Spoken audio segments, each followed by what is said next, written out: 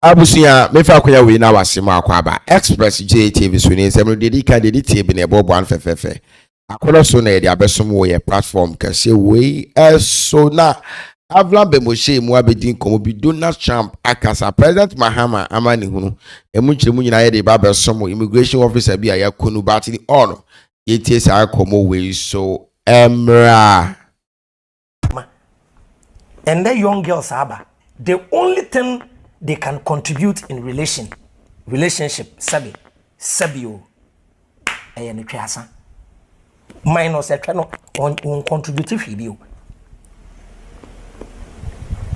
a drew time as ye nim bebu no ne kasa e wo se ka the painful truth kire om no mote ade na se enti oba ade na wo se we e wo se wo ba ube before abe preparation class or person enter into relationship no. Girls of today enter into a relationship not because they need a husband, but because they need a sponsor. Hey, kwa woko relationship mu na your problem manahwe no. Sir. And you hear a helper instead of a helper. Oh, here sponsor. You will helper and sponsor. How do you just oppose? Yes. Yes, you can so be here helper. You will be a person who so ni mu.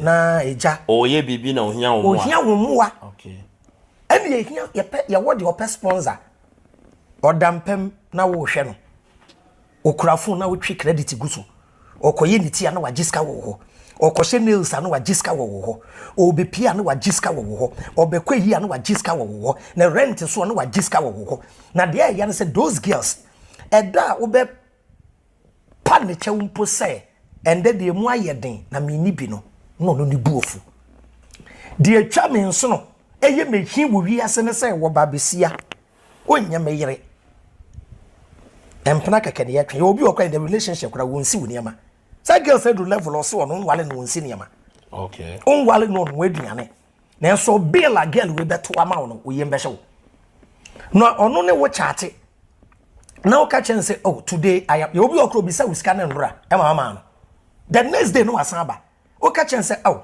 I am hot today no wachro say what do you mean by we be say me scan na me see en bi ni wa o see we be say me 50 cedi and I'm sending 50 cedi na ma the next day and obet be say oh chale obenya 20 Ghana ayade Miria, what do you mean by home? According to Abraham, Ben Moshe was what do you mean by in your man, there are 7 of Mitimaka, there are 7 or so at home. There be America. Building your life, building yourself is very important than getting someone to sponsoring you. It is a no question, but we not believing in that lady talent. That person should build for herself. For every brain and pet. For instance, if you go to Juma Kwaras or person with any tumor, one pure no.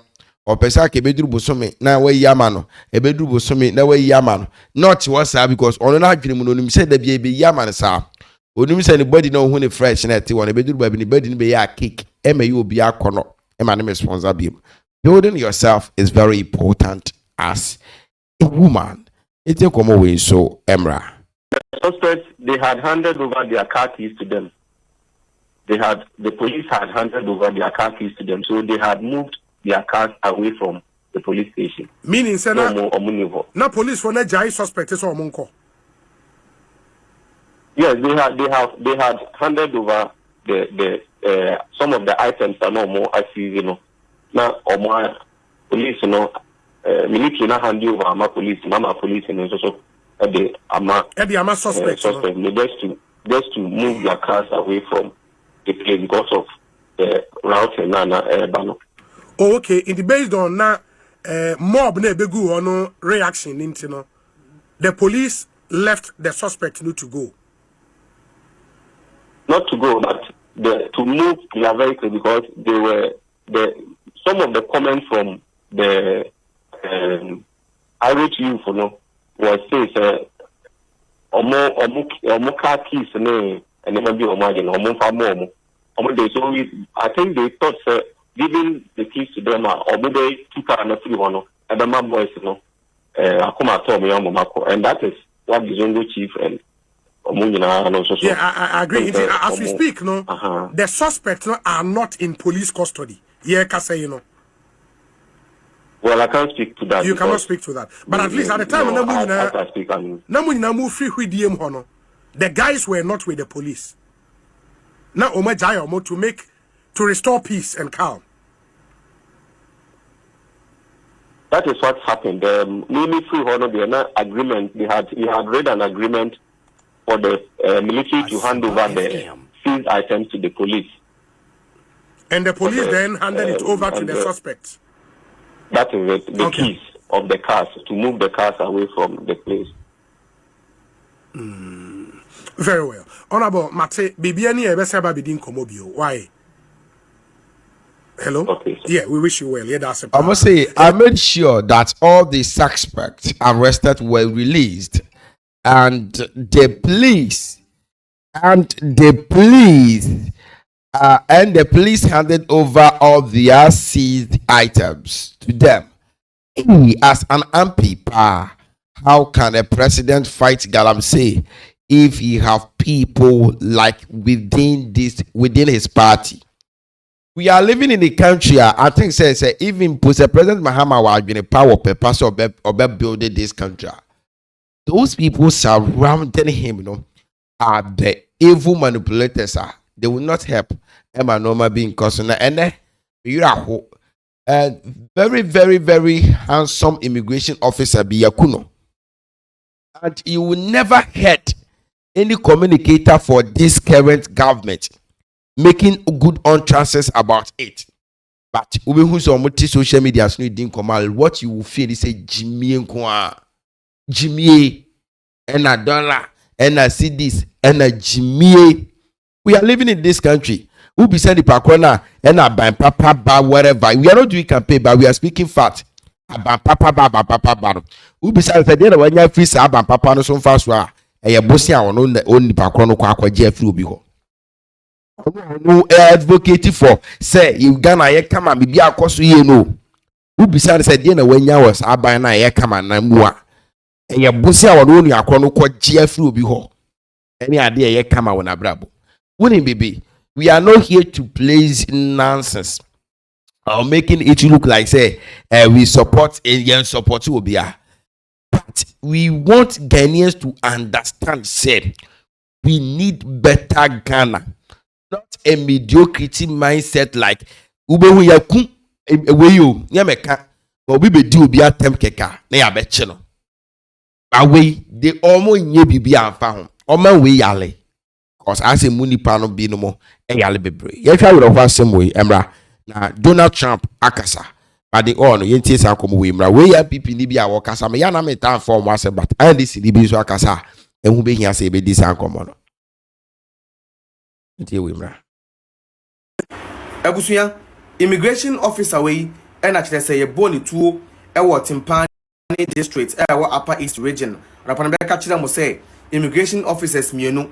Akwamukafo ewudifo bi akobọ mutuo ewo Timpani wey mo ena na meka mo asem na ba akoyo dam haide me ne okasa de waka nchi na gu abeduane yeren esiso na me ne okasa no IGP deploy a police force mo nkosa eche ewudifo a omukum yenwa be ma immigration officer odi ne djuma ewo Timpani a me ne okasa yi de onka atiasefo hu biom e ma na busuafo nyina ya akọ na ma busuafo nyina so shedding insecurity I want on my Ghana mono idea ano she ye best Inspector General of Police any chief of the defense staff so omumbo modern na omuntimi mom mema no intimi fetch out this year wudi for ya omudi sabonin no muntimi mom face the law no na mra na omundi enti be mabusuafo a matwe mo de hye immigration officer be mamu nyina no yakọ na mo mina nso shede nti we update me dey Yefa kunya we suna express GTV in the viewers and said the yakos and immigration officer na yakuno twedi apobasa ya dom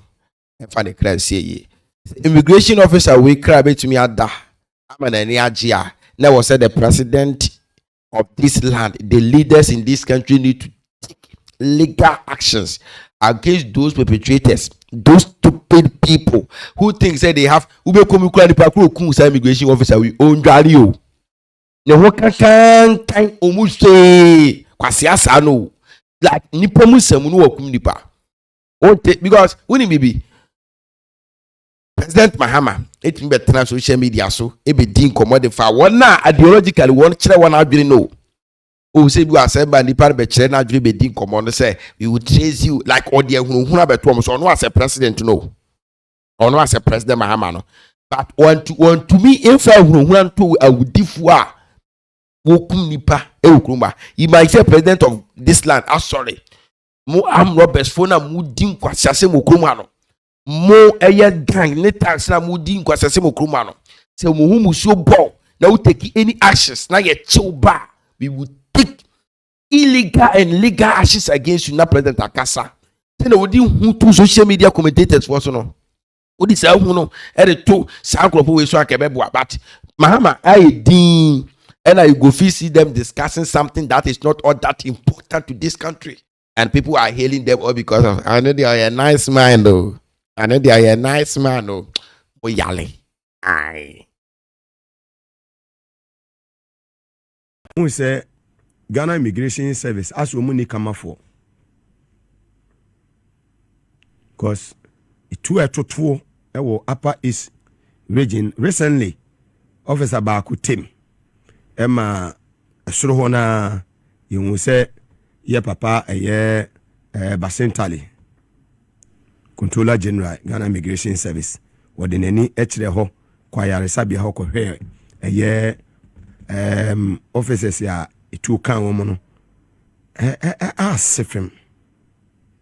asifim sama ko duty me befi team boni pai tu mane sunu nyina piepie ebe sempenifu mfa ne mangugu akwam yie cause sese immigration for no minim se e target bi no ma target o ma ne kwaso ne enye police for de dimanya womo de womo mutumi kumbi ba immigration for ne de minim se tuo ne de ama womo no so womo defend womo ho enye you minim but the rate at which ye ku womo nansen no ebubo mutuo no too much penifo hwe na monye bibi mfa ho cause abese bedu baby no de obi ko but as I think say normal nkoso ye and the president the leaders the immigration officers the big men need to take legal actions against those people because I think say of late Ghana is not all that safe and normal ko ye aye na Nigeria dey change Ghana nye na Nigeria chen na Donald Trump akasa yintie nimra yintie Donald Kwaku Trump emra awe Kwaku eminim yintie nimra Donald Kwaku Trump akasa asem America mampene Donald Trump ekotwe aba no se African Union ene Christopher ne Muslimfo mpanifo asore ntemu a ebeje nsemu na wachiremu a waso ateta hunu se Nigeria memo no Muslim ku ahodo no wamu kunkuma Christopher ene Nigeria mampani Bola Tinubu ene aba no mote ho saa omutimi nya ho hwe enti waka kira America soja fo se womomo aboa mo ho ne wonu ametinsim na wometu sa Islamic terrorists no esosa na Tinubu aba be ya no so wante sa sai frisi na kopɔ kra bɔ Nigeria man krimbofo ne Christopher to kama ene ne kure no hwɛ mu population no so a Nigeria fo no wo mo population no be say 220 million no Muslim for no be 120 million ene Christopher so be say 90 million ene de aka no so ada eyi no wo mo achafa it was so ye nyina yete asomdwem enti entime enye saa Donald Trump said da soja for no prepare sia na wo no ankasa be Nigeria no aba abeko na saa communication we no sa ankoyi a Christopher ne Muslim for adwen ba yo mo say yes eyi ye mienu ne ye ko na wo de yemo Nigeria na fa West Africa hwa na ekoso no ba momra me imbusu no bi kura na ba bi ekro ndem say anu odene yeah, Donald Kwaku Trump adding come setting some record this straight. African leaders are weak too much, and most of the African leaders are weak. The Western ones, you know, they take actions, but the money is too weak. I don't know. You say Musiana ya omoji ya na for mutrimo. Over subscribe, like, share, comment, make sure be my crab. Bye bye.